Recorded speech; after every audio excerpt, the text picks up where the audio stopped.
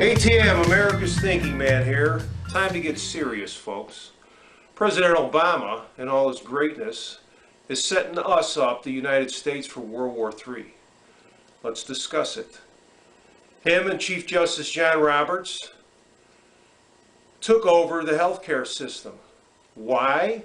Basically, they said that they want people to be dependent on the government.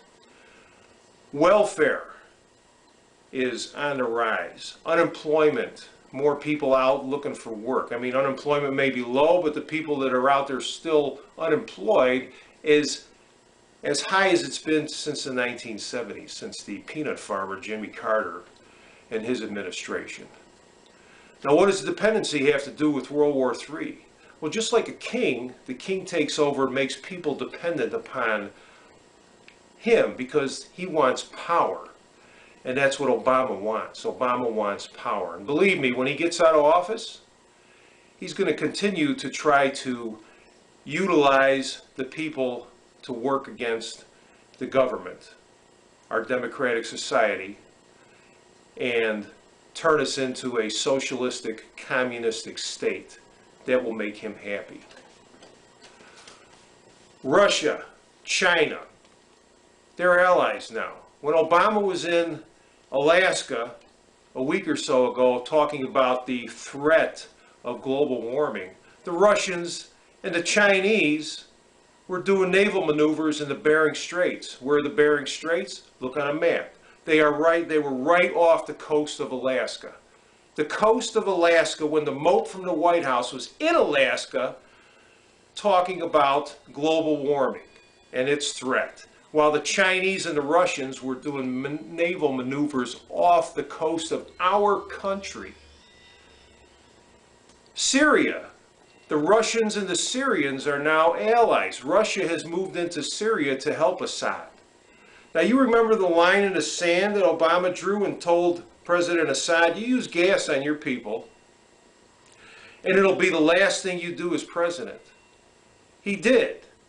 What happened? Absolutely nothing. Did Obama cower? Was he in the closet peeing in his pants when that happened? No, he was in the Oval Office laughing because he was setting us up for World War III. Now, 60 Minutes did an expose on that. Little kids, 3, 4, 5-year-old children, dying from sarin gas, choking, laying on the ground. They just writhing in pain. I mean, it was hard to watch that video. It really was. But that's what happened, and what did we do about it? What did Obama do about it? Absolutely nothing. The Russians moved into the Ukraine, took over the Crimea. What did Obama do about it? Absolutely nothing. Iran. He's cutting a deal now with Iran, and he's slitting the throats of every Jewish person on the face of the planet, while the Iranians cheer death to America and death to Israel. Obama is going to sign the deal and let them get a nuclear weapon. It may be postponed for a short period of time, but they're working on it, believe it or not. And once they get that, who knows what's going to happen. North Korea, and China stealing our intellectual properties, hacking into our IT systems, hacking into the government systems. What's Obama doing about it? Absolutely nothing. ISIS, burning people, beheading people, raping children. What's Obama been doing about that? Nothing. People will tell you that, oh, he's sending drones over. They're making bombing runs. What, 2 or 3 a day maybe? Maybe a couple. Maybe he's taken out a few of the leaders of ISIS. But they're still over there killing people. There's turmoil in the Middle East. And that fool, the fool being President Obama, pulled our guys out of Iraq.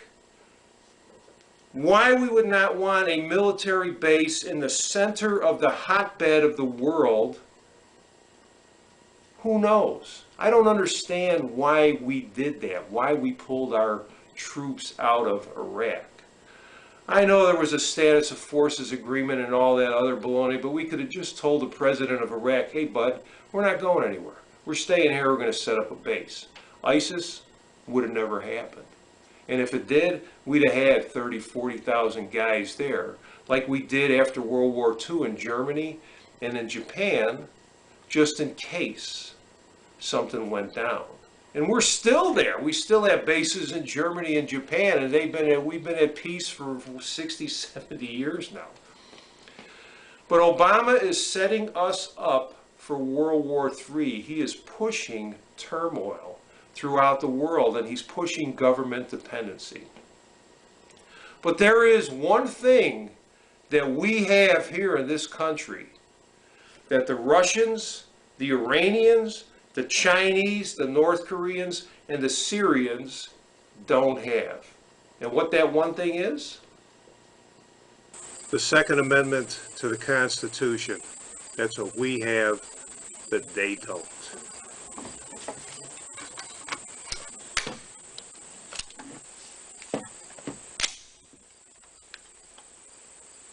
Russia, Syria, China, Iran, North Korea, and ISIS.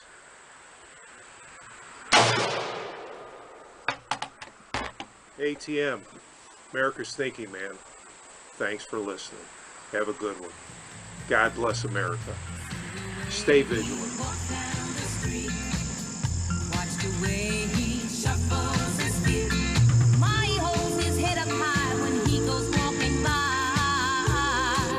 He's my guy. When he holds my hand, I'm so proud. 'Cause he's not just one of the crowd. My baby's always one to try the things they've never done. Just because of that,